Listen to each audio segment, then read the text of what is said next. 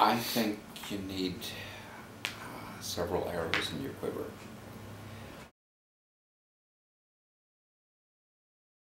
So I do think that there's a role for lawsuits. Again, I see it as a last resort rather than a first resort. But I do want everybody to recognize that we will, if necessary, resort to that. If a town, if an industry, if a farmer, if somebody is going to thumb their nose, then that's what the justice system is there for. And I think that Maryland Department of Environment does need to take their responsibility seriously. One of the things I've found over the years is that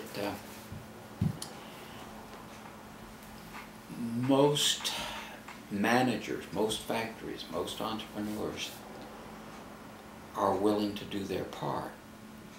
But if they start seeing that their competitors are not doing their part, then that has a ripple effect. And even the good actors start slacking off. And so you've got part of building trust is making sure that everybody knows that we're all in this together.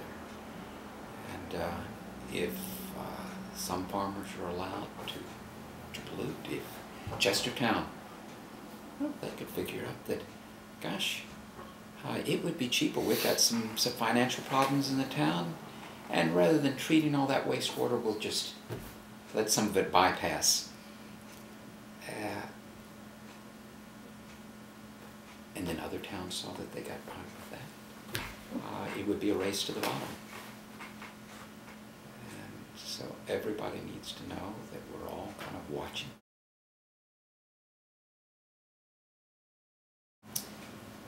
Very frankly, one of the issues is the name. If people think of that as the Hudson case rather than the Purdue case, they're missing a major issue here. This is not and should not be regarded as a fight between environmentalists and the family farm.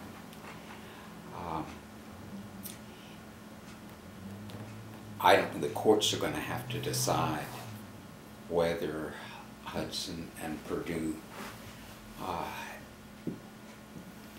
disregarded the environmental regulations and led to excessive pollution of the river.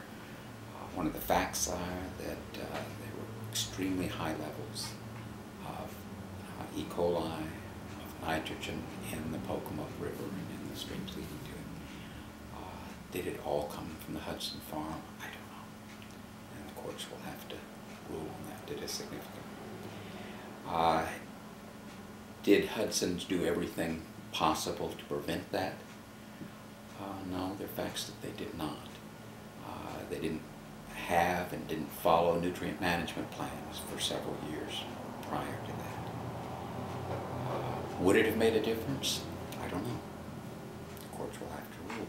But it is a matter of fact that the Hudson family farm took state and federal money for nutrient management, and they didn't implement nutrient management.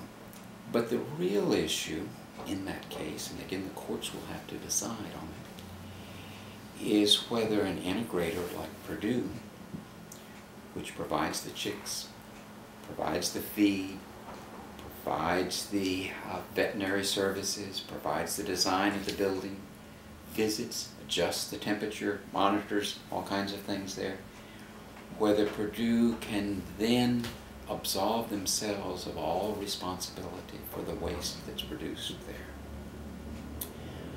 The courts are going to have to decide that. CRA is not a party to that lawsuit, but we are interested in seeing the outcome.